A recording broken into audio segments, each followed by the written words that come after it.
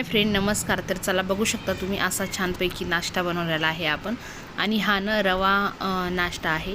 तर चला सर्वात पहिले ना मी शेंगदाणे भाजून घेतलेले आहे आणि छानपैकी सोलून घेतले.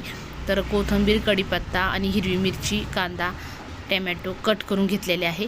तर शेंगदाणे ना अशी छानपैकी भाजून घ्यायचे, तर छान लागतात मग त्या उपम्यामध्ये. तर चला हे पहिले मी ना चटणीसाठी बनवून घेतले. चटणीला आता आपल्याला चटणी बनवायची आहे. तर त्यासाठी मी ना एक दीड तास ना पहिले खोबरं आणि थोडे शेंगदाणे भिजू दिले. नंतर त्याच्यामध्ये पुदिना टाकला थोडंसं, आणि नंतर कोथिंबीर आणि 2-3 मिरच्या टाकल्या. जास्त तिखटही नाही बनवायचं, छोटे मोठे सर्व खाऊ शकते ना असं बनवायचं. तर चला सर्वात पहिले मी न कढई ठेवली गॅसवरती आणि तेल टाकलेलं आहे 3 पळ्या. तुमच्या अनुसार तुम्ही तेल कमी जास्त करू शकतात. तर चला त्यामध्ये ना आपण सगळं काही फ्राय करायला टाकायचं हे, आणि त्यामध्ये ना थोडेसे तीळ पण टाकायचे, छान लागतात.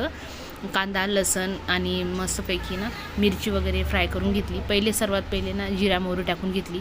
आणि हा भाजलेला रवा आहे, पाऊण वाटी रवा आहे हा. तर हा ना 2 ते 3 जणांचा नाश्ता इझिली बनवू शकतो, एवढा छान. आणि पाणी आपल्याला कोमट टाकायचं आहे यामध्ये. तर चला मस्तपैकी एकदा याला कालून घ्यायचं आहे. आणि कालून एकत्र करून घेतल्याच्यानंतर ना आपण यामध्ये ना शेंगदाणे टाकून घ्यायचे. शेंगदाणे टाकल्याच्यानंतर आपण जे कोमट पाणी होतं आपलं, तर 2 वाट्या मी कोमट पाणी टाकलेलं आहे. ज्या वाटीनं रवा टाकला त्या वाटीनंच पाणी मी कोमट पाणी बनवून घेतलेलं आहे. कोमट म्हणजे थोडं चांगलं गरम करायचं, जास्त उकळा वगैरे नाही येऊ द्यायचं याला, पण गरम करायचं. अशी आपण मस्तपैकी चटणी काढून घेतलेली आहे.